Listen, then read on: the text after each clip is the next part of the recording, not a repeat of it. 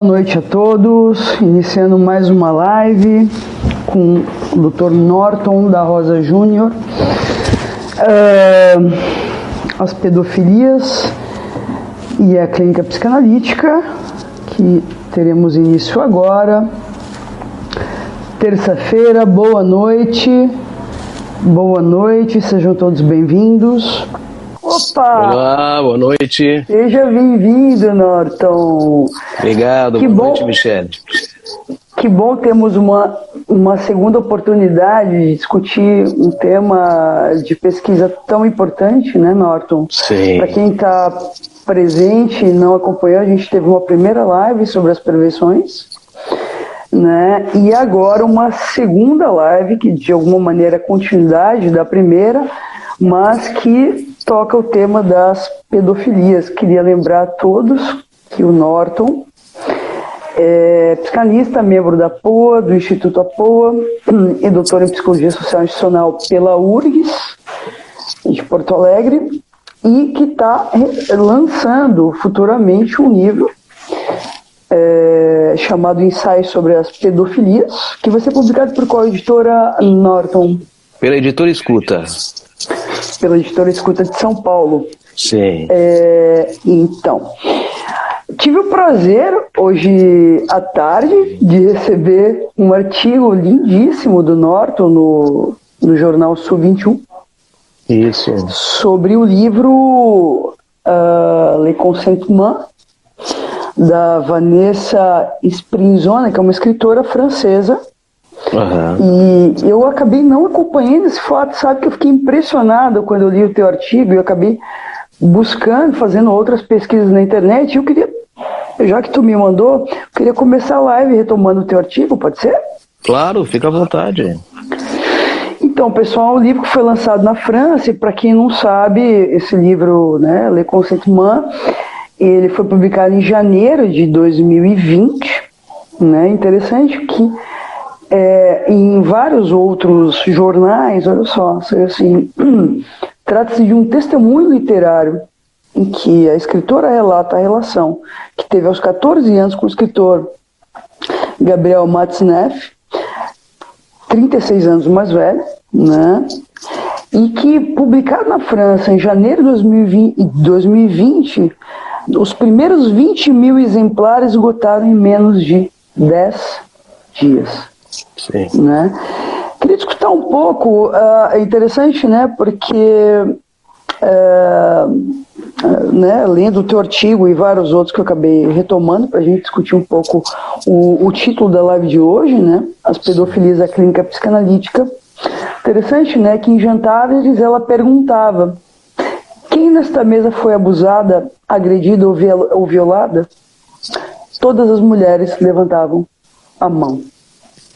Né? E aí interessante, né, Norton, porque depois eu queria adentrar em alguns pontos do teu artigo, mas agora de início, duas perguntas fundamentais, ou talvez a primeira: por que tu acha que o livro explodiu e foi tão polêmico na França, a ponto de algumas pessoas dos conselhos editoriais, né, acho que da editora que publicou o livro dela, se demitiram para não ter que emitir posições em relação ao escritor que abusou dela? Para quem não sabe, ela ela era levada a encontros com escritores pela mãe, que trabalhava muito, um pai extremamente agressivo. Acho que tu pode falar um pouco disso, né?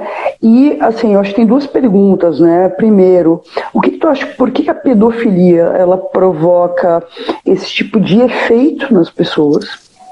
Primeira pergunta. Segunda pergunta, né, e que tu trata tanto no texto, o que faz, porque tem uma parte assim, né, que ela não se exerce sem uma certa cumplicidade, né? O que faz com que uma criança se torne cúmplice de um pedófilo? Contigo a palavra. Sim.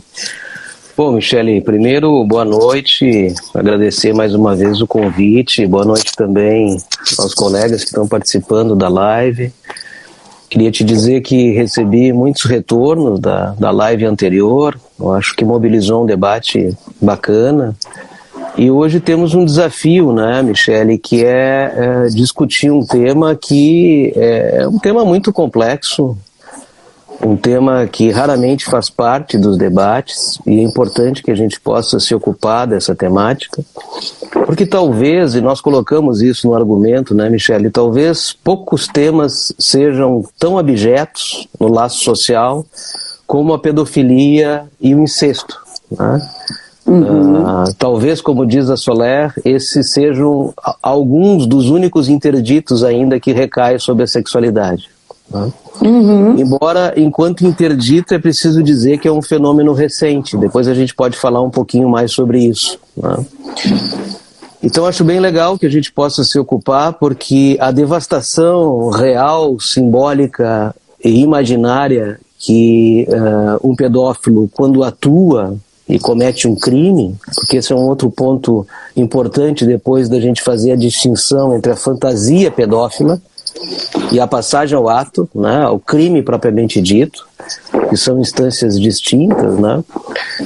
É uma devastação simbólica, imaginária e real, onde é preciso muito trabalho de análise para que as pessoas possam minimamente simbolizar algo do horror que vivenciaram, né? O trabalho da Vanessa Springorá é um trabalho muito importante e felizmente ele foi traduzido agora para o Brasil. Nós já temos a tradução, chegou nas livrarias, né? Sim. Porque ela toca num ponto fundamental, que é a contestação da tese do pedófilo de que há consentimento. Porque isso é fundamental, né? Porque o pedófilo, diferente do abusador comum, entre aspas, diferente do abusador sádico, que arromba, que viola, que agride, o pedófilo está numa outra posição psíquica, né? Ele busca a sedução, ele busca o encanto, ele busca o envolvimento. Ele tem uma certa modalidade de gozo que está tomado por uma espécie de imperativo de colonizar o corpo do outro com a insígnia do sexo, né? Ou seja, o pedófilo tende a erotizar... Mas eu achei, Norton, incrível quanto disse no teu artigo, né? Sim. É que a criança não está em posição de igualdade. Pois é, esse é o ponto. Com o adulto aí. Esse é o ponto. E esse é o ponto que o Springorá pega no texto. Porque o pedófilo, e o Matt Neff fazia isso, o Matt Neff, como a Michele falou, um escritor francês da década de 70, 80, 90, de muita expressão na França, com muitos prêmios, com muito reconhecimento, né?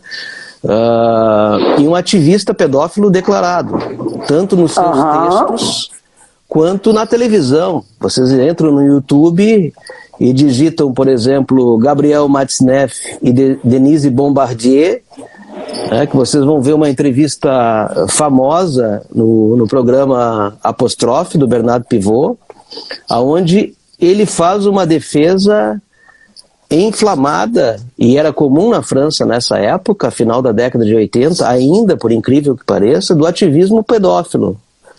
E a Bombardier, naquela época, eu vou retomar depois a Springorá, tá? Mas a Bombardier, naquela época, no meio da entrevista, ela disse assim: eu não posso acreditar que isso está acontecendo. Eu não posso acreditar que eu estou num programa de televisão e que tem um sujeito aqui fazendo uma defesa enfática da pedofilia, de um ativismo pedófilo, e as pessoas estão ao meu lado rindo. Ela denuncia a cumplicidade, inclusive do entrevistador e dos participantes que estavam ali, como que ouviam aquilo de forma passiva. Porque o Matzneff, nesse programa, diz que ter uma relação sexual com uma mulher de 25 anos não tem mais graça, porque essa mulher já está velha. O prazer seria justamente nessa menina que está descobrindo a sexualidade.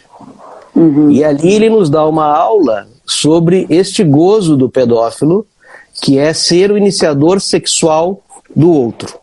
Voltando a Springorá, então, que foi a pergunta que tu fizeste, para não fugir da pergunta que tu fizeste. Claro. A Springorá, denuncia essa tese de que há consentimento. Porque o Matt Neff vai dizer que ele não abusou de ninguém. Todas as meninas que ele violou consentiram.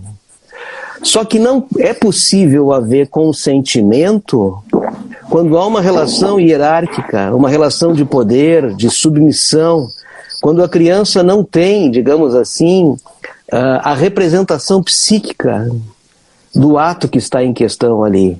E o pedófilo tende a desmentir essa diferença geracional. Claro. E mais, eu acho que tem um ponto que tu aborda e que a gente poderia tratar aqui, quer dizer, tem uma passagem dela que ela diz que o fato da mãe trabalhar muito e o pai ser agressivo também, quer dizer, de alguma maneira foi um certo impulso para esse olhar que de alguma maneira a lançava numa outra posição de valor aos olhos do pedófilo. Esse é um ponto importante, quer dizer, que não é qualquer criança, percebe? E aí tem uma parte importante que é quase como uma certa oferta, eu vou dar para ti o que teus pais não te dão. Sim. Que é uma certa oferta interessante, né? Porque geralmente o discurso é eu cuidei, eu acolhi, eu protegi, né? Interessante, né? Encobrindo justamente a parte da violência dessa entrada no corpo do outro e a dimensão criminosa e incestuosa do ato, né? Sim, sim. O Sérgio André, que é um psicanalista que se ocupou muito do tema da pedofilia já há bastante tempo, ele vai nos propor uma tese, uma hipótese, melhor dizendo, de que o pedófilo busca refundar um ideal de pai, que é justamente isso que tu está dizendo, né? Eu cuidei, ele ama a criança, ele sustenta a tese de que há um amor nessa relação, que não é uma violação, né? Só que a Springorar, e nesse sentido, estavam perguntando aqui qual é o nome do livro, o livro se chama O Consentimento.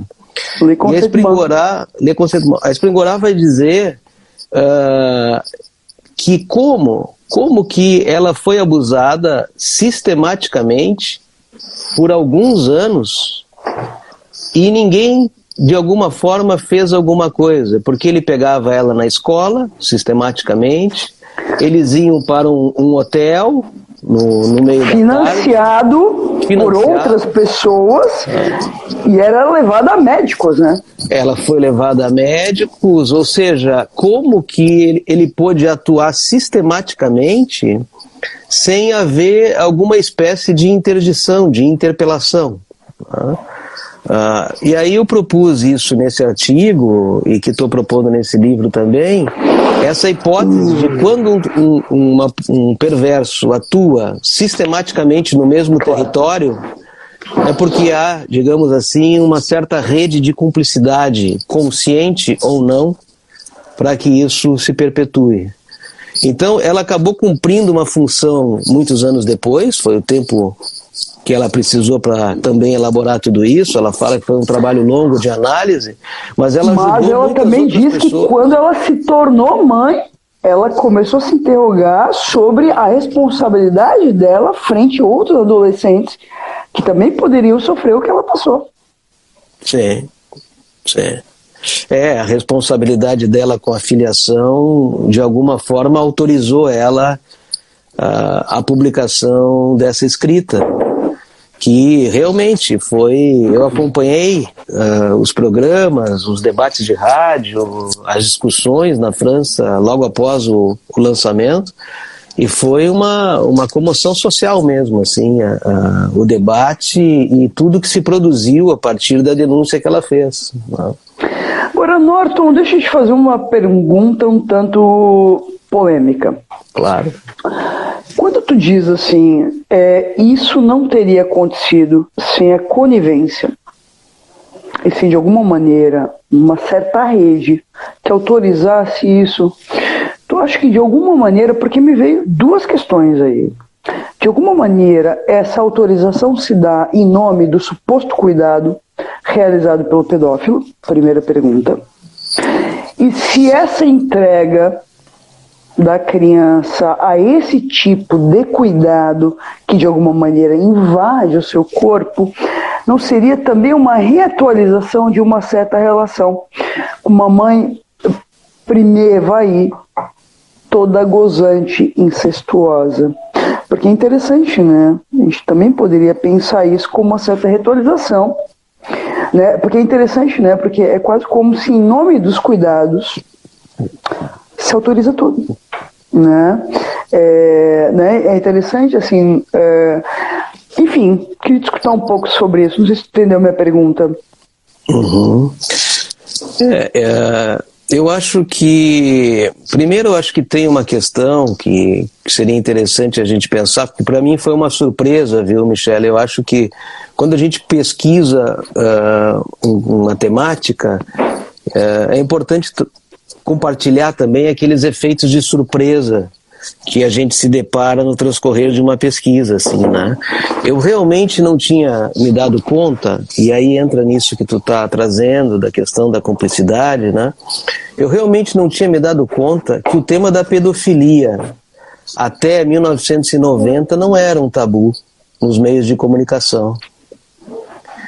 Nós tínhamos, até 1990, inclusive, instituições juridicamente constituídas na Europa, juridicamente constituídas, com pessoa jurídica constituída, pagando impostos, ou seja, legitimada pelo social, em diferentes países da Europa, instituições em defesa da pedofilia, em prol da pedofilia, onde as pessoas davam depoimentos das suas relações com jovens, com púberes, né?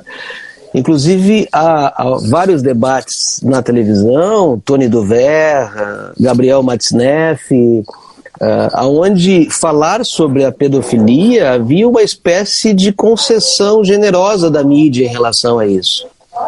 Depois de 1990... E tem um livro que se chama A História da Pedofilia. Curiosamente, 1990, que é um ano em que, por exemplo, no Brasil, surge o Estatuto da Criança e do Adolescente.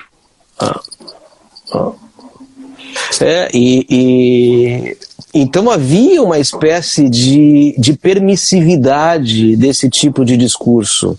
Hoje, certamente... ninguém se autoriza, vai encontrar algum espaço nos meios de comunicação para sustentar isso. Essas pessoas estão na Deep Web, né? Elas estão na margem negra da internet, né? Ou seja, é algo que mudou no laço social aí, e uma das pessoas que teve um papel importante nisso foi a Denise Bombardier, que fez uma intervenção num programa ao vivo, né, dizendo do absurdo de uma televisão conceder um espaço para um pedófilo sustentar as suas passagens ao ato, melhor dizendo, em plena televisão, em horário nobre. Então, claro, ela morava no Canadá, era uma jornalista, escritora. O Canadá e os Estados Unidos, em relação à pedofilia, já estava mais avançado naquela época no que diz respeito à interdição, ao cumprimento da lei, né? Agora, a questão que tu traz também, Michele, geralmente essas pessoas que acabam sendo vítimas, claro, em psicanálise a gente nunca se deixa capturar por generalizações, né? A gente sempre leva a máxima. Sim, porque de cada eu queria caso só marcar, tá, uma coisa, Norton, porque veja, é uma pergunta um tanto cabeluda, né, que eu tô fazendo, porque assim, teve uma certa ocasião aqui em Blumenau que me chamaram para dar uma entrevista num programa televisivo, um jornal da cidade. Teve uma situação de meninas que era relacionada com pedófilos também, tá? Eram meninas de 13, 14 anos que de alguma maneira se engatavam via internet com algum cara, o cara pedia nudes para elas, né? E elas mandavam as fotos e o cara, com as fotos em mãos, começava a chantagear elas. sim que é uma entrada diferente da pedofilia. Mas veja, a pergunta do entrevistador, no caso era da RBS, foi assim, e por que tu acha, né, que elas não contavam, não pediram ajuda para os pais? E eu disse, porque elas tinham medo de dizer da entrada delas na cena. Uhum. Norton, eu quase sofri uma chacina virtual depois disso. Porque quase como se eu estivesse, então, culpabilizando as meninas pelo que tinha acontecido. E que é um discurso um tanto corrente de um certo discurso atual, e, por exemplo, em relação ao estupro, mas eu fiz, mas ela queria. Percebe? Que é de um outro nível, mas assim, quando eu te digo dessa questão da reatualização, é muito mais no sentido de uma certa. É interessante assim, né? A gente poderia tomar até de um termo, assim, em termos de dentro da própria psicanálise ou da condução das análises, dessa reatualização de uma certa posição em outras, né? Porque, enfim, eu acho que, enfim, me fala lá, Norton, só para... É que é realmente um tema bastante complexo, é um tema que mexe com o senso de justiça de cada um, que mexe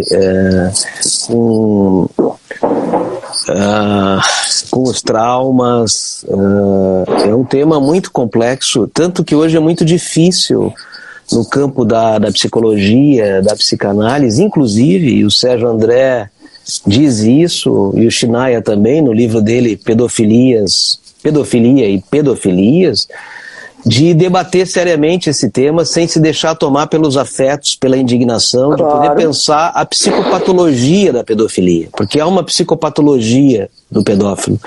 E eu acho que nos cabe também, para além de tomar como a passagem ao ato como um crime, que isso certamente é, isso não há dúvida em relação a isso, mas da gente poder pensar as possibilidades de direção de tratamento com a pedofilia. Tá? Porque se a gente ficar apenas tomado pelas identificações, ou pela raiva, ou pelo senso de justiça, não é possível pensar em possibilidade de direção de tratamento. Tá, mas veja, mas eu acho que tem um ponto importante. Sim. Porque assim, os pedófilos quem são? Os médicos, os professores, pessoas que estão em posição de poder. E eu queria também retomar uma pergunta sobre a live anterior. Sim. Porque veja, se é um pedreiro, Norton, se é um pedreiro, já estaria morto. Veja, percebe que tem algo aí, né, de um certo fascínio da perversão que se produz sobre o outro, que tem o poder ou a potência de tornar, inclusive, a pedofilia algo aceitável. Por exemplo, tá? Né? Ela tem uma passagem que eu queria ler aqui para vocês. Ela diz assim, né? Tudo começou com um olhar insistente, pois jamais teria sido olhada daquela maneira antes. Desde o primeiro encontro, algo ali lhe invadiu, isso é uma passagem tua, colocando, precipitado ali no lugar de mulher. E aí tem uma passagem que ela diz assim, né? Onde ela fala que ele era, filha de um pai violento e de uma mãe consumida pelo trabalho. A escritora diz o quanto isso contribuiu para se sentir só e vulnerável diante de alguém que tinha uma presença cósmica, um olhar paternal, uma notoriedade na literatura e na mídia. Alguém, quer dizer, com uma potência aí importante e com uma visibilidade importante. E para quem está assistindo, pessoal, queria lembrar para vocês, num trabalho de escuta que eu fiz em várias escolas aqui da região do Vale do Itajaí, que eu escutei muitos professores. Assim, é impressionante a quantidade de professores que na sua época de aluno, e é bom tu lembrar isso, quanto a pedofilia ela era aceita num outro momento da história, Norton. Tem uma cena que eu fiquei estarrecida, de um professor de matemática que abusava de uma turma inteira e ninguém abria a boca. Percebe? Ninguém abria a boca. Era uma coisa, enfim, queria assim, te escutar um pouco sobre essa relação entre a pedofilia e a perversão, retomando um pouco que foi o que a gente discutiu na live anterior. Claro, eu só queria retomar a pergunta que tu fizeste antes, porque eu não consegui dar consequências a ela, me perdi aqui um pouco, mas eu acho importante considerar isso do porquê que não falam, né? Primeiro, eu acho importante considerar que geralmente, e os psicanalistas que trabalham com jovens, adolescentes que estão entrando na adolescência, sabem muito bem o quanto este é um momento de vida, de desamparo, né? De revisitar suas identificações, de uma certa depressão, de lidar com um corpo um tanto andrógeno, que está lidando com todos os efeitos no real do corpo, da puberdade. Então, a adolescência, o início do processo de adolescência, a passagem à adolescência, é um momento de um certo desamparo. E, geralmente, os pedófilos, eles conseguem localizar essas jovens numa posição, meninas ou meninos, né, de vulnerabilidade, sabe? De um certo desamparo. E nesse sentido, há toda uma retórica discursiva do encanto, do suposto suporte, do apoio, do elogio. E a Vanessa Springorá diz isso de forma muito clara. Ela estava desamparada. Ela estava num momento de sofrimento e de repente ela encontrou alguém que olhou para ela. E alguém num lugar de poder, alguém que a reconheceu, que reconheceu algum valor nela. Só que ela disse que demorou muito tempo para se dar conta do quanto isto era algo que não podia estar certo aquilo, né? Agora entra na segunda questão que tu colocaste, do porquê não falam. Os motivos são os mais diversos e cada caso é um caso, né? Mas, na retórica perversa, há uma certa manobra de fazer do outro refém de um saber impronunciável. Impronunciável, sabe?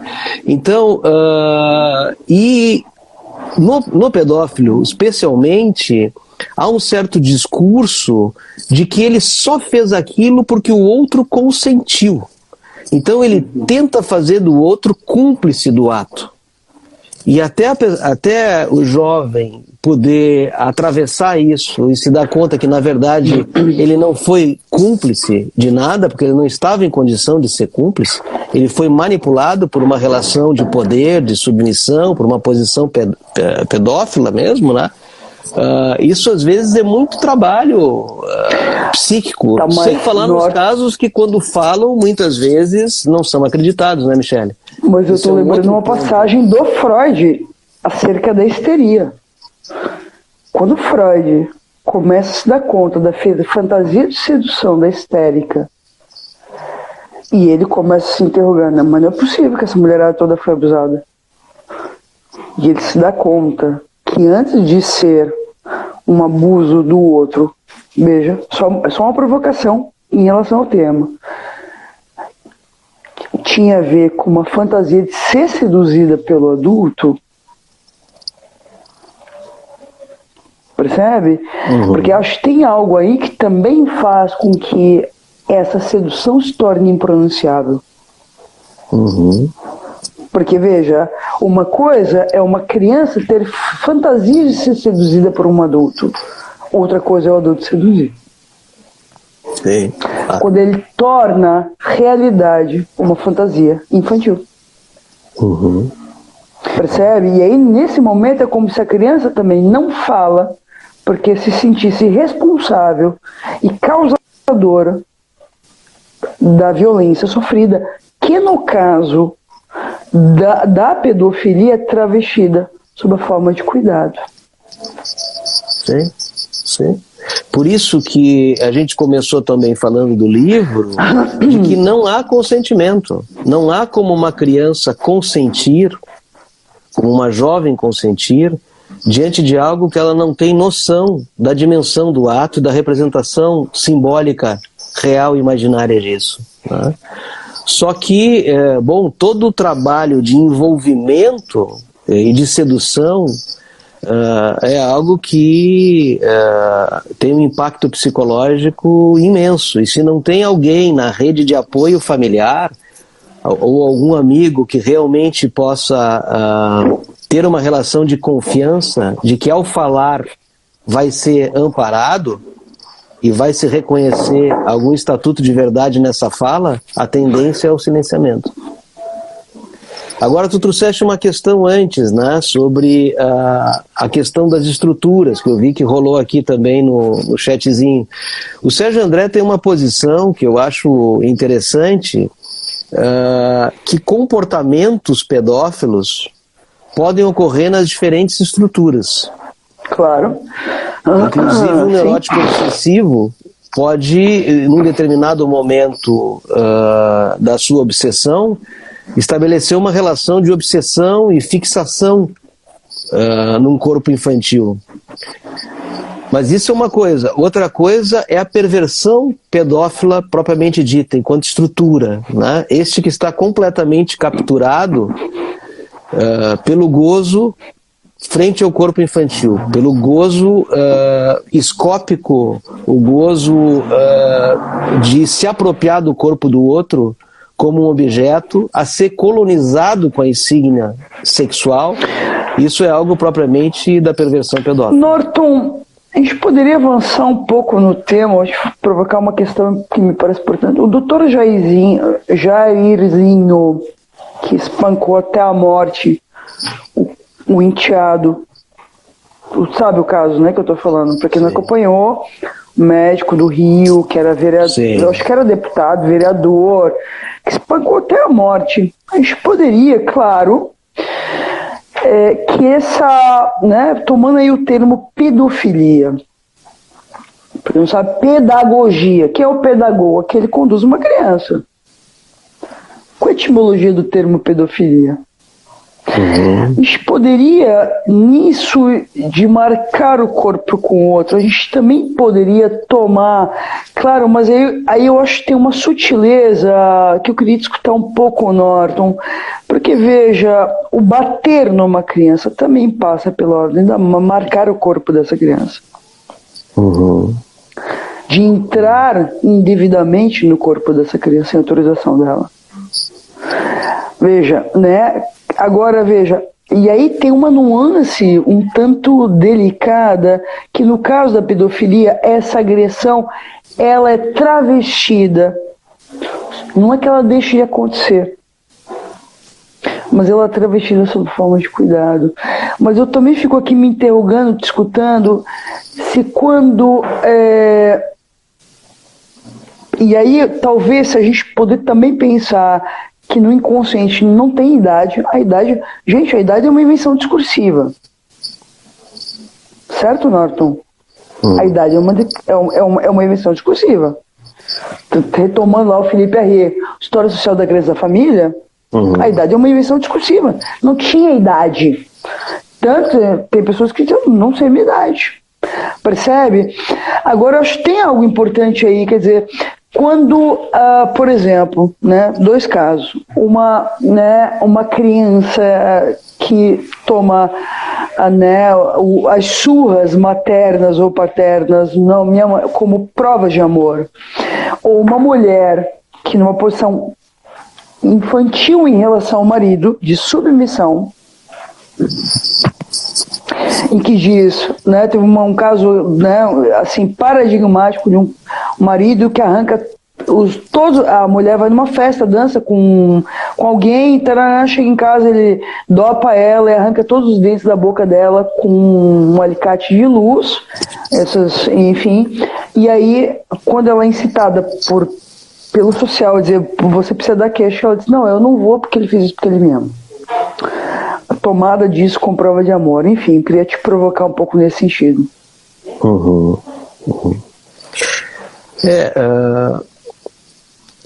Há uma certa permissividade do acesso ao corpo infantil, né?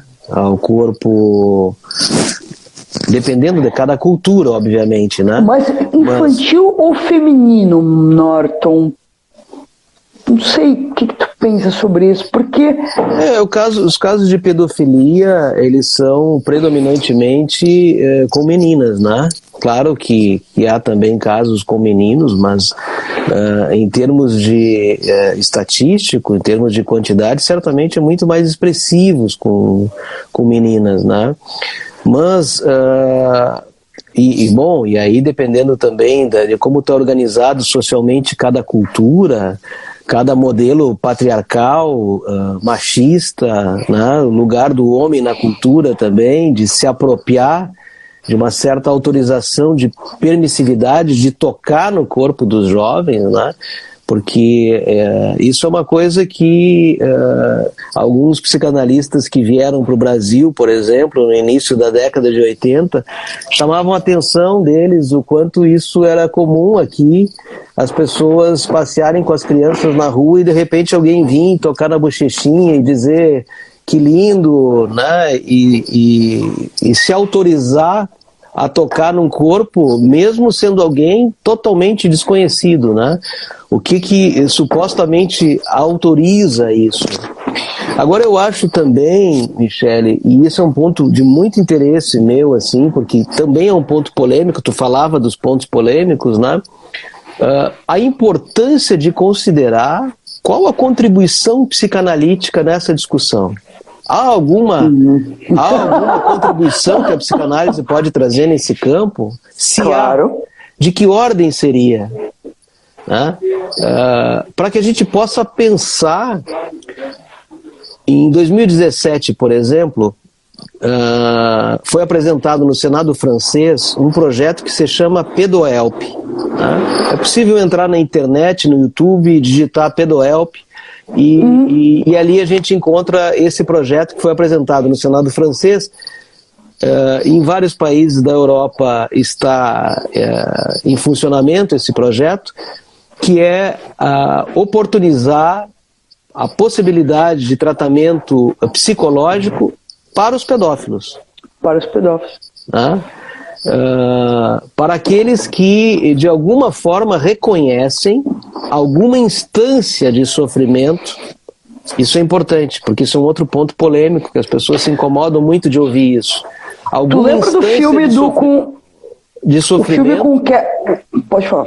Sim. Tem um filme com... Isso. Alguma instância de sofrimento, por isso pedofilias no plural. Porque tem os pedófilos, entre aspas, passivos, que é aqueles que ficam consumidos pelas fantasias, mas não necessariamente partiram para o ato. E embora moralmente isso seja passível de ser recriminado, mas isso em si não é crime. Isso é imoral, pode ser antiético, pode ser abjeto, mas não necessariamente é crime. Crime é quando o sujeito passa para o ato. Então, de poder pensar a pedofilia também como uma questão de saúde pública. É possível algum tratamento? Qual é a função social que tem? Né? No sentido de que esse sujeito possa encontrar algum lugar que ele possa falar de suas fantasias e talvez não necessariamente partir para o ato. Talvez. Que se ele escute, que ele tenha uma escuta onde ele não venha a ser estigmatizado ou necessariamente julgado, né?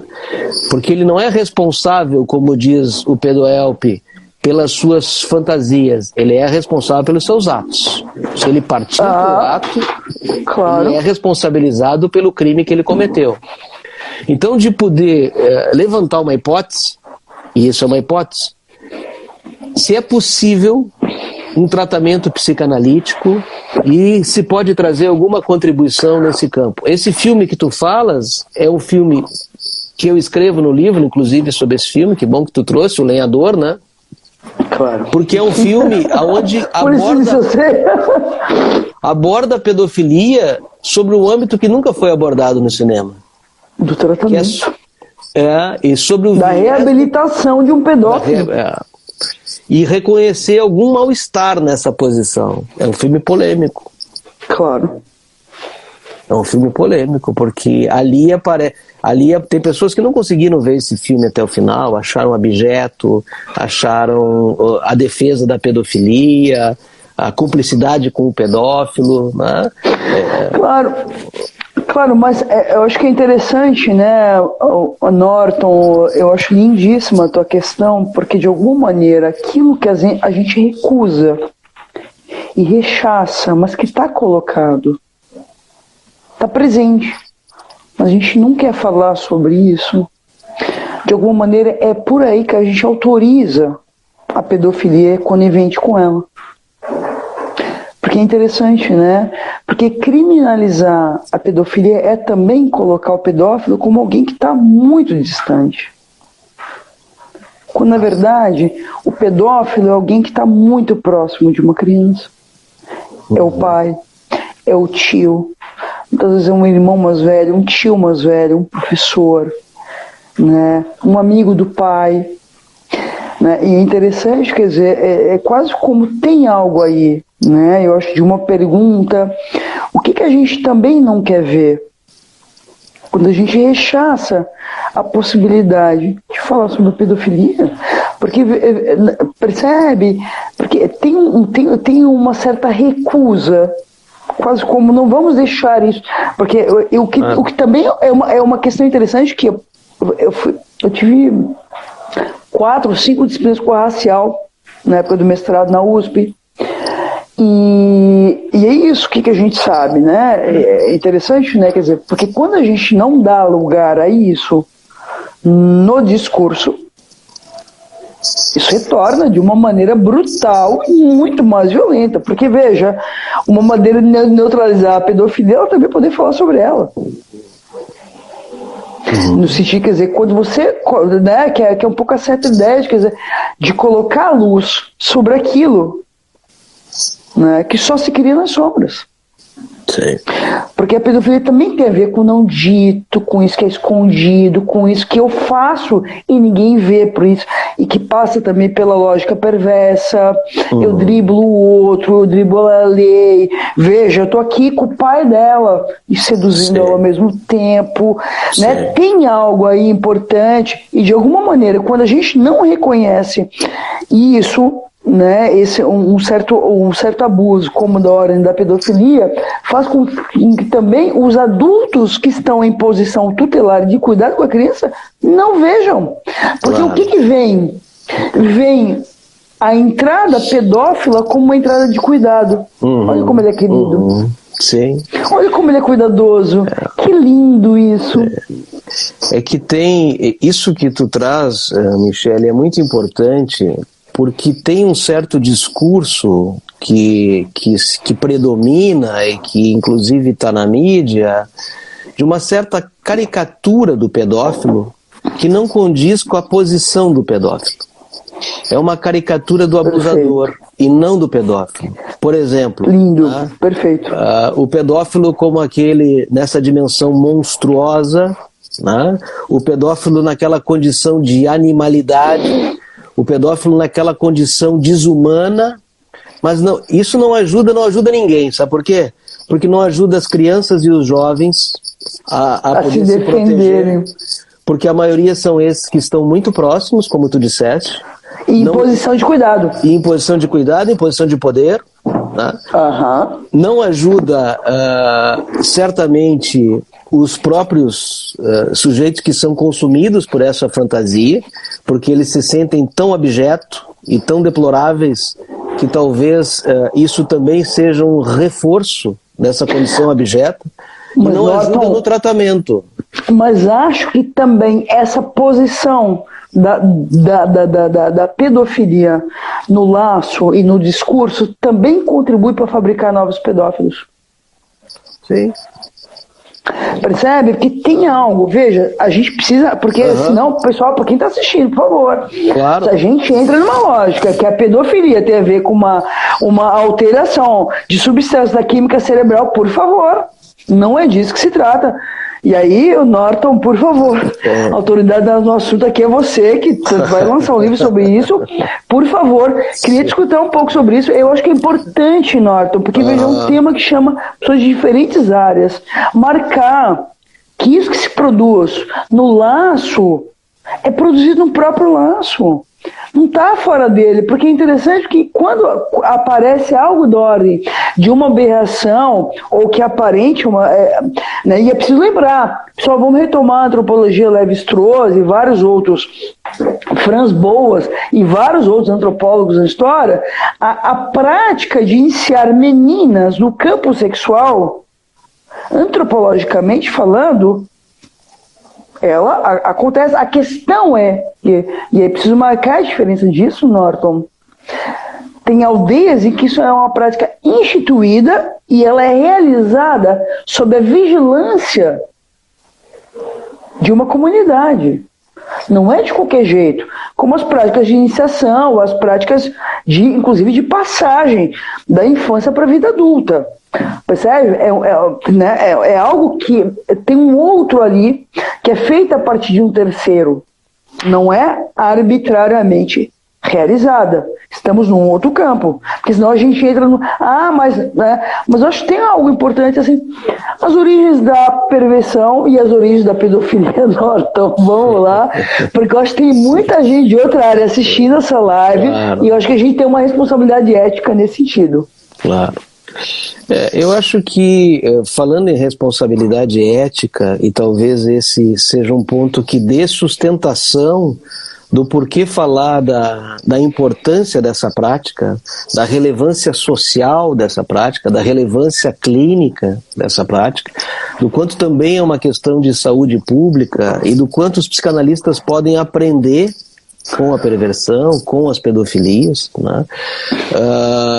A psicanálise, a gente tende comumente a dizer que a psicanálise é subversiva, né, Michele? Porque a psicanálise, na medida em que ela perde o seu potencial subversivo, talvez ela perca a sua função clínica, social, a sua contribuição na cultura. Mas por que mesmo que ela é subversiva? Porque ela possibilita que o sujeito fale livremente o que lhe vem à cabeça? Também, mas a gente sabe que essa fala não é tão livre assim, né?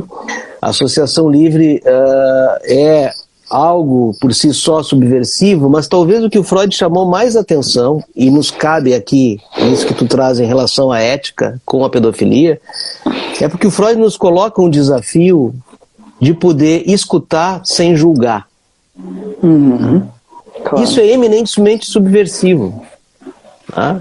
Escutar, se colocar numa posição de escuta, de leitura disso que está sendo endereçado ao lugar do analista, mais do que o analista propriamente dito, mas o lugar que ele representa, sem necessariamente julgar, sem estigmatizar.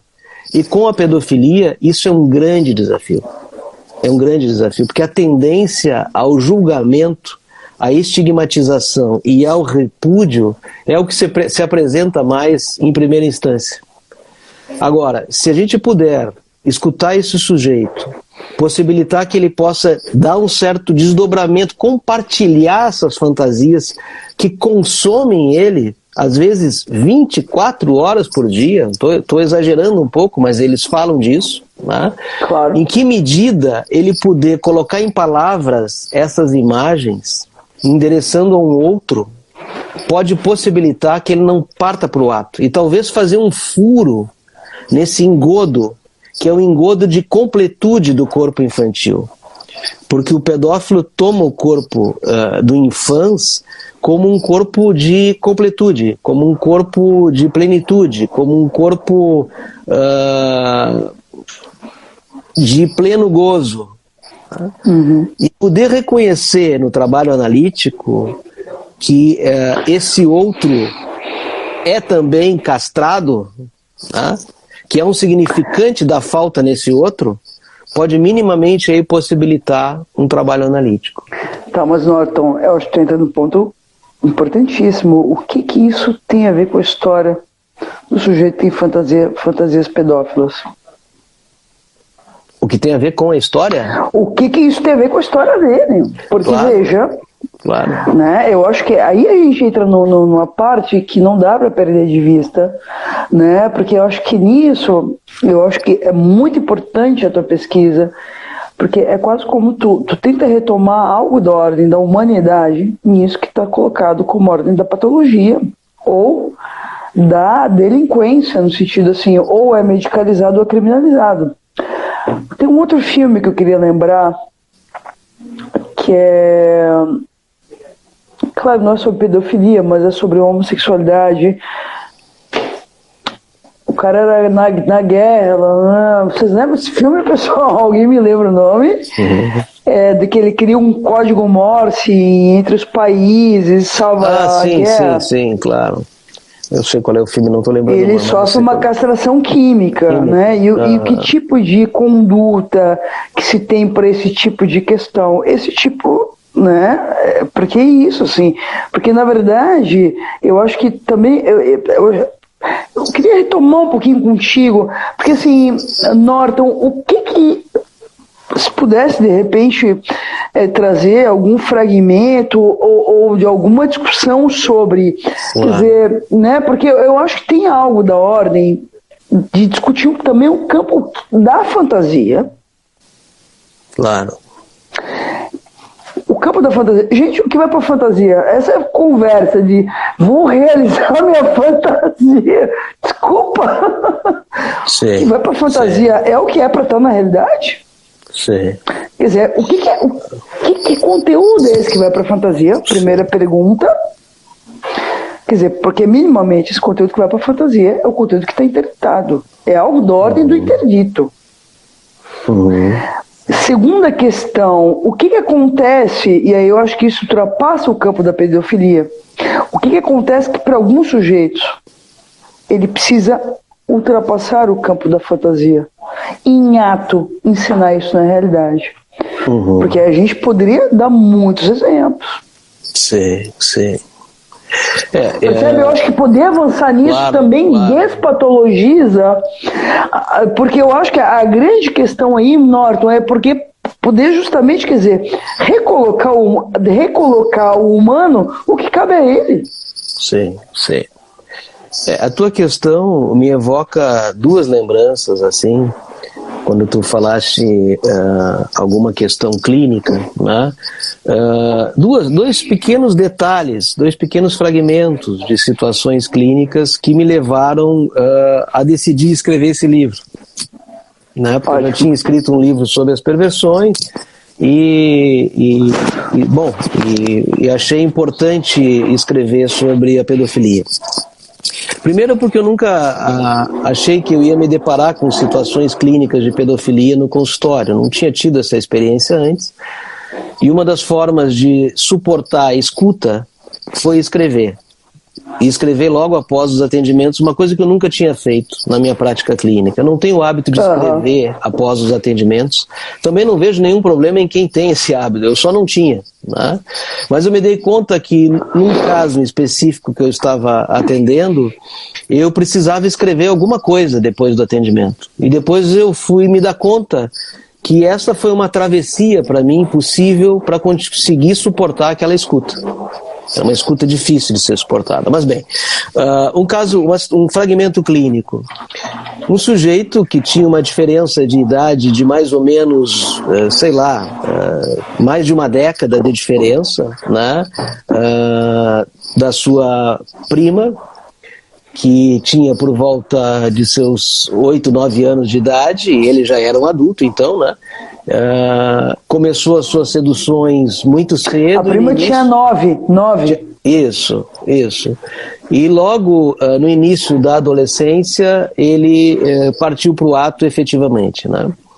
Depois de muito tempo, ele sistematicamente abusando, né? Isso ele não fez enquanto estava em tratamento. Isso ele relata, né? Algo acontecido no passado. Mas bem, depois de muito tempo, ele se depara com uma situação onde essa pessoa encontra ele e diz para ele: por que você fez isso comigo? Durante tanto tempo, eu era uma criança. E aquela fala levou ele para tratamento.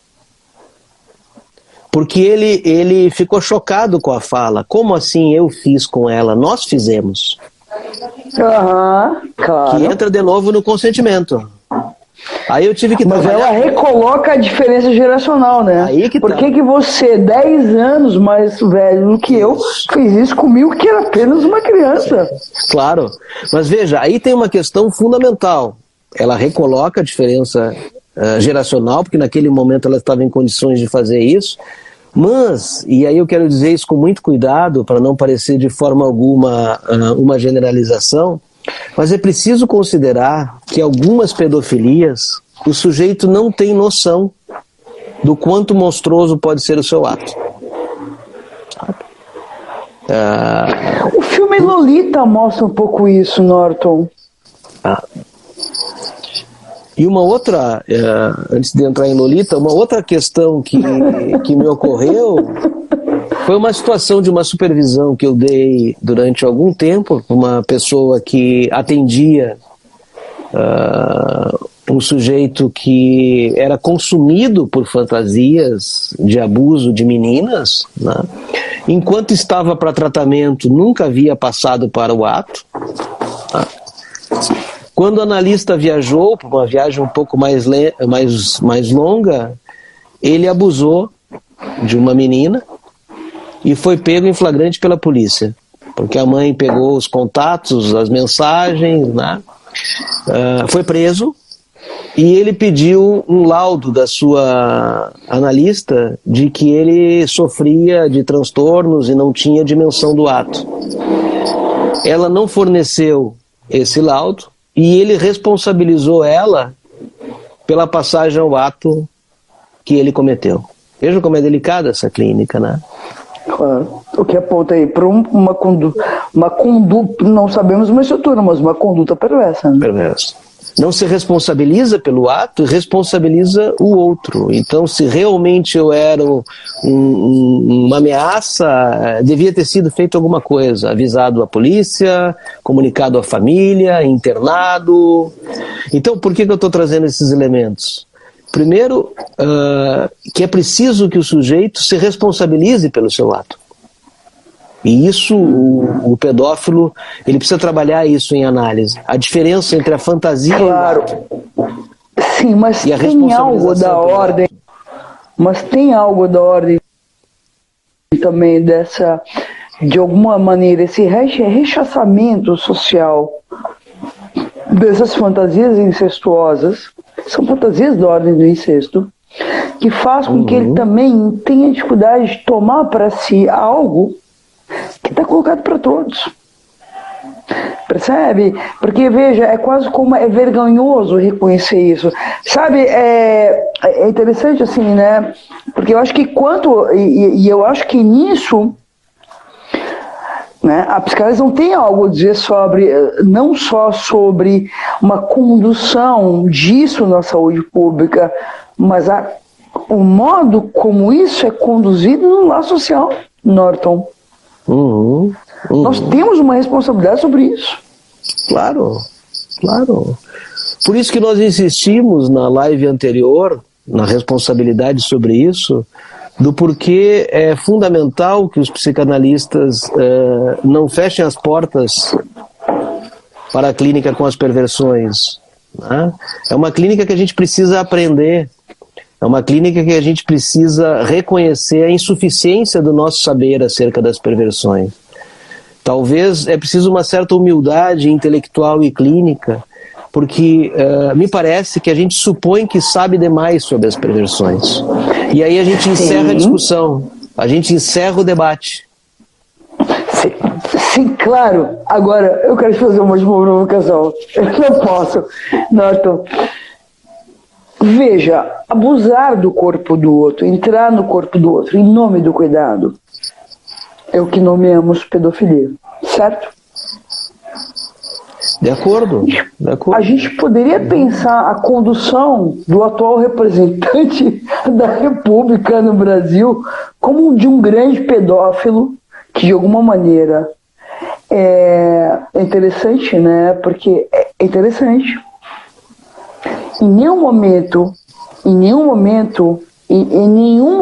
Norton, as pessoas ou aqueles que se encantam por essa sedução reconhecem que há aí um genocídio velado. Em nenhum momento. Ele faz o melhor, olha como ele é cuidadoso, olha como é que... Porque eu acho que a gente poderia, na verdade, a minha pergunta é, tomando a minha pergunta anterior, se de alguma maneira esse que está colocado nessa posição é aquele que se aproveita, né, de sua posição de poder para fazer uso instrumental do corpo do outro, Norton, percebe? Fazendo um uso instrumental do corpo, a gente poderia pensar que a pedofilia ultrapassa a dimensão sexual? No sentido genital? Corrigindo a minha frase. Eu acho super importante essa questão. Eu acho que sim, porque se um adulto está numa posição de simplesmente supor que ele tem a ensinar a uma criança ou um adolescente, pode-se dizer que ele está, tu falavas antes em pedagogia, né? Ele está numa posição pedagogicamente perversa, pedófila, de poder reconhecer também o não saber acerca de lidar com as crianças, né? Com os jovens, né? Agora, isso que a gente está vivendo, que nos toca na dimensão do horror, de como chegamos a esse estado, né, Michele? Como que chegamos a esse estado enquanto nação? Como que permitimos que isso acontecesse? As justificativas para isso são as mais diversas, mas qual a nossa responsabilidade em sair disso? Em criar condições para sair disso? Pois não, mas é a cena feita ao pedófilo, né? A gente assiste de camarote, acho que tem algo aí importante. Claro. Tem um corte a ser feito aí, né? Tem.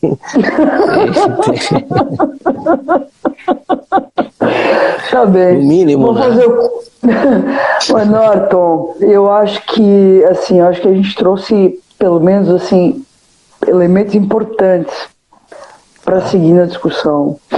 Acho que é uma temática de extrema importância, queria te parabenizar. E tô muito corajoso, hein?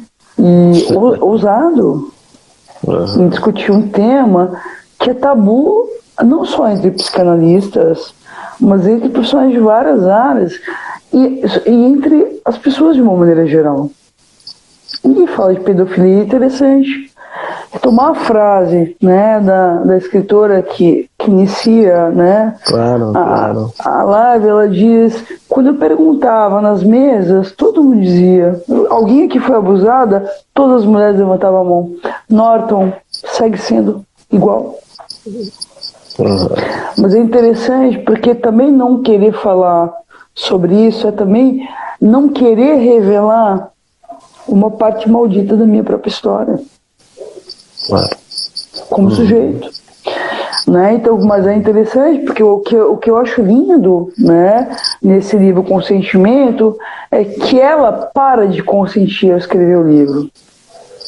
Sim. E eu acho que a pergunta que fica nessa live de hoje é até quando a gente vai consentir com isso? Com abusadores, com perversos, com pedófilos, no sentido mais consentir com esse silenciamento dessas facetas que ficam, de alguma maneira, marginais do campo do discurso e do laço, mas que retornam de uma maneira violenta, né, e de uma forma muito cruel.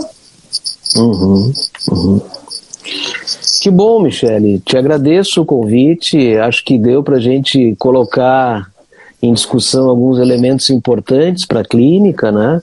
Eu acho que uma das coisas, alguma das heranças que nós herdamos de Freud é a responsabilidade com a nossa clínica, né? E partir do pressuposto de que aquilo que se passa na nossa clínica, a gente precisa se interrogar, a gente precisa abrir questões, precisa dar consequências para isso, né? E eu realmente acredito que a clínica com as perversões tem algo a nos ensinar e nós temos muito a pesquisar ainda acerca desse tema e compartilhar as nossas ignorâncias mais do que os nossos saberes. Isso nos permite avançar, né? Claro, mas eu acho que tem algo que fica muito evidente a partir da live anterior e da live de hoje, Norton. Que é isso? O pedófilo não é o pedreiro que está trabalhando na esquina. O pedófilo é o professor, o pedófilo é o médico, Muitas vezes o pedófilo é o analista, é o psicólogo, é o tio, muitas vezes o pedófilo é o pai, muitas vezes o pedófilo é a mãe. Eu tive um caso em Blumenau de uma avó que abusava sexualmente do corpo do neto de 3 anos de idade. Ou seja, né, é interessante, né? Isso que se procura fora está dentro. Trazer a questão para a proximidade, né? Afastar aquela caricatura do pedófilo como um monstruoso estrangeiro, aquele que está distante. Isso é realmente importante. Tá bem. Legal, Michele. Obrigado. Norton, brigadíssimo, foi um prazer imenso. E até... Bom, a gente segue falando, quando é que sai o livro? Eu acho que sai agora na segunda quinzena de julho, talvez início de agosto. Eu estou esperando aí no sinal da editora para data de publicação, mas quando sair eu te dou um toque. E a gente faz um lançamento aqui pelo hospital, aqui em Blumenau. Tá bem. Tá bom? Pessoal, beijo, obrigado a todos pela presença. Obrigado, valeu. Um abraço beijo, a todos, beijo. obrigado Tchau, tchau. pela participação. Tchau.